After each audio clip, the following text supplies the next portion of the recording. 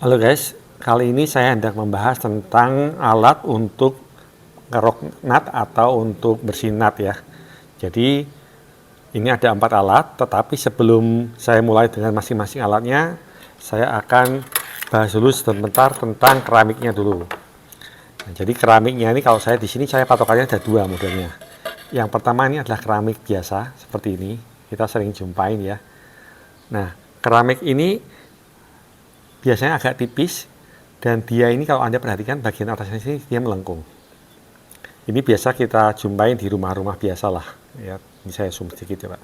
Kelihatan ya. Nah, kelihatan ya dia melengkung di sini. Nah, ini yang pertama. Biasanya untuk pemasangan nut seperti ini, pemasangan keramik seperti ini selalu akan ada celahnya, mungkin sekitar 3 sampai 4 mili. Nah, karena biasanya keramik seperti ini pertama dia kurang presisi, jadi tergantung KW-nya juga ya kualitasnya. Jadi dengan adanya selisih nut itu maka akan bisa dimainkan posisinya. Ini yang pertama. Yang kedua, saya istilahnya biasanya cutting tile atau ya cutting lah, keramik cutting gitu.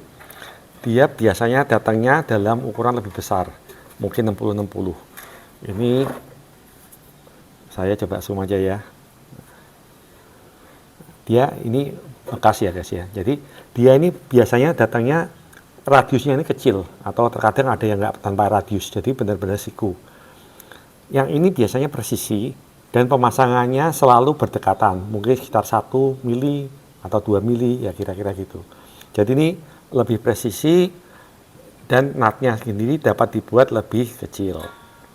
Nah, dengan adanya perbedaan ini ya di sini saya ada 4 alat ya yang biasanya direkomendasi untuk pengerjaan nut, untuk renovasi tepatnya ya. Jadi saya bahas yang pertama dulu. Yang pertama ini adalah modelnya seperti gergaji gini. Ya, ini seperti gergaji ini dilipat sebenarnya seperti gini. Yang gergaji ini dia bahannya dari plat aja, cukup tebal. Kalau kita bandingkan dengan KP gitu ya istilahnya, ini lebih tebal, hampir 2 kali. Ini coba saya zoomkan ya. Nah, kelihatan ya bedanya ya. Tuh. Ya, jadi dia lebih tebal dan digunakan untuk ngerik nut. Yang seperti ini paling cocok digunakan untuk keramik seperti ini karena dia meskipun tebal tetapi dia tidak setebal yang lain. Jadi dia untuk celah 1 mili ini sesuai. Jadi langsung dikerikkan aja bisa. Ini yang pertama. Jadi ini bagus. Anda pun seperti harganya tidak mahal ya, nanti saya kasih link dan harganya juga. Nah, yang kedua mirip, tetapi ini modelnya seperti pengait seperti ini. Modelnya seperti dikerik aja. Ini pun juga, ini lebih tipis. Ini lebih tipis dari ini juga. Coba saya bandingkan tipisnya. Ya, lebih tipis ya. Jadi ini lebih tipis dibanding yang model gergaji gini. Tetapi untuk kerik nut keseluruhan saya kurang cocok.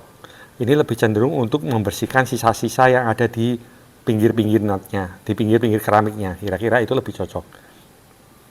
Karena terus terang aja, yang ini nih dia agak lentur, ya. Jadi Anda tidak bisa dorong, Anda bisanya tarik. Jadi biasanya saya gunakan untuk hal-hal untuk bersihin kiri kanan itu, saya biasa gunakan 2 ini, guys. Yang pertama ini yang saya pakai biasanya hanya KP aja, tapi yang agak bagusan ya. Ini kalau Anda lihat ujungnya sampai habis gini, ya ini karena saya gunakan untuk ngerik biasanya. Tapi terus terang aja tidak untuk membersihkan bagian tengahnya, tapi mungkin sampingnya. Jadi samping itu adalah yang masih nempel di samping-samping sini. Jadi biasanya saya kerik-kerik gitu, ya. Kira-kira seperti itu. Ya, yang kedua, yang ini saya lebih sering gunakan yang modelnya seperti ini. Ini sebenarnya untuk painter ya atau untuk tukang cat. Tapi ini harusnya tajam guys, lebih tajam lagi panjang. Jadi ini habis. Ini dulu saya gunakan untuk bongkar nut keramik juga. Ini karena bahannya tebal, jadi saya bisa dorong maupun tarik. Ini sangat bermanfaat bagi saya. Yang ini pun juga mulai habis karena saya gunakan untuk bersihin aja, bersihin samping-sampingnya gitu. Ya. Tetapi kalau posisi seperti ini, ya tentu saja yang seperti ini lebih bagus. Yang cutting tile ini lebih bagus karena dia langsung bisa bersih guys. Ya, ini yang kedua ini yang tadi saya bilang, jadi yang ini kurang, kalau Anda tarik pun juga agak susah. Dia ngait ya istilahnya gitu. Jadi lebih cenderung untuk bersih-bersih aja. Sedangkan yang ketiga adalah model seperti ini. Saya zoom dikit. Ini modelnya seperti diamond ya, tetapi ini trapesium, jadi mengecil di ujung sini. Nah, ini dia cocok. Jadi Anda pada saat beli nanti dapat kuncinya juga untuk buka. Ini bisa dibuka, diganti, atau Anda beli refillnya. Nah, seperti ini sangat berguna untuk keramik yang model seperti ini, guys. Coba ya, bentar. Nah, seperti gini. Ya, kalau kita punya dua keramik ini, maka dia bisa digunakan. Ini modelnya ditarik, guys ya. Nah, seperti gini, guys. Ya, nanti Anda bisa miring dikit juga untuk ngerik bagian sininya gitu. Ya, tapi utamanya pasti gini dulu, kemudian Anda miringkan, Anda baru tarik sebelahnya. Ini coba saya ada satu keramik lagi. Ya, biasanya keramik seperti ini, guys ya. Selalu ada rongganya gini. Nah, nanti seperti ini ya. Kalau Anda perhatikan, dia akan ngambil di tengah dulu. Kemudian Anda bisa tidurkan ke sini satu arah, ke sini satu arah. Ya, kira-kira seperti itu. Ya, biasanya kalau bagian samping sini agak lecet nggak masalah, guys. Karena kan nanti ketutupan dengan nutnya lagi ya. Jadi biasanya nggak masalah.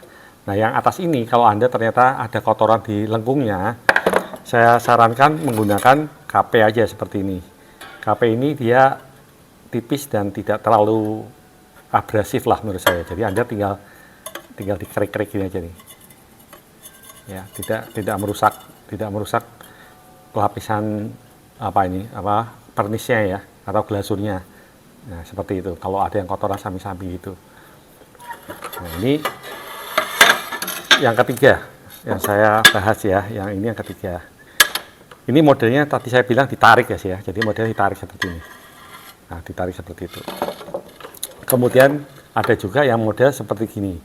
Ini istilahnya saya lupa namanya apa, tapi ini seperti dari diamond gitu. Konsepnya dia seperti ini. Ya, ini ada juga selain Milwaukee ada yang standar juga. Ini kebetulan saya punya Milwaukee. Yang ini saya dulu beli, saya pakai ke mesin gergaji saya atau resip saw. Jadi dia bisa pakai mesin, jadi lebih kencang lah. Tetapi perlu diingat, ini kan modelnya seperti amplas ya.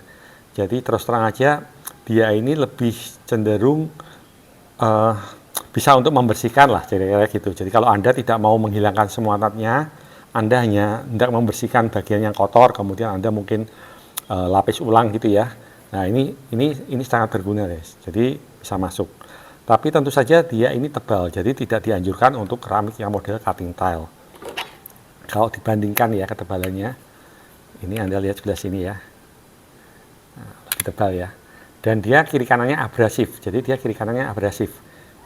Jadi kalau digunakan, kemungkinan samping-sampingnya juga ikut kena, jadi bisa rusak juga sih sebenarnya ya. Tetapi makanya hanya digunakan untuk model keramiknya seperti ini, yang biasa nutnya agak besar. Nanti kalau sudah penuh ya Anda harus bersihin, disikat kawat gitu supaya diamondnya ini keluar lagi. Ya, supaya bersih ya, biar bisa efektif aja penggunaannya. Nah, kira-kira seperti itu. Anda bisa gunakan juga untuk bersihin samping-sampingnya. Ya, jadi kalau tadi saya bilang seperti ini, kalau Anda lihat, nah ini sampingnya Anda bisa bersihkan juga pakai ini. Kira-kira seperti itu. Ya, jadi tidak hanya untuk menghabiskan nutnya, tetapi bisa untuk samping-sampingnya juga. Namun saya lebih cenderung kalau Anda hendak benar-benar membongkar nutnya, Anda mending gunakan seperti ini awalnya, karena ini lebih istilahnya lebih cepat pengerjaannya. Ini bayangkan kalau Anda kayu antara diserut dengan diamplas, ya kira-kira bedanya seperti itu. Jadi kalau yang seperti ini seperti serut aja, ditarik gitu aja, langsung lepas-lepas semua. Sedangkan yang ini diamplas, jadi ya seperti diamplas, jadi keluarnya serbu-serbu gitu. Jadi terus terang kalau menggunakan ini bisa lebih lama dibanding yang ini. Perlu saya sampaikan, kalau Anda beli sesuatu yang model seperti ini, Anda tidak harus pakai mesin, guys. Anda bisa juga menggunakan manual seperti gergaji saya ini. Asalkan ujungnya sama. Sorry, ini saya buka dulu. Ya, kita buka gini. Nah, ujungnya sama. Anda bisa ganti dengan seperti ini. Ya, jadi Anda bisa gunakan cara manual. Kalau Anda nggak punya seperti ini, Anda bisa gunakan tang jepit. Ya, jadi dijepit pakai tang gitu ya. Locking pliers ya, Anda bisa gunakan juga seperti ini. Ya, jadi ini tidak harus dengan mesin ya. Oke guys, saya rasa cukup ya untuk pembahasan ini. Jadi ini hanya sekilas saja. Kalau Anda beli pun harganya tidak terlalu mahal, saya rasa. Nanti saya taruh linknya di deskripsi. Oke, selamat mencoba dan terima kasih atas perhatiannya. Sampai jumpa lagi.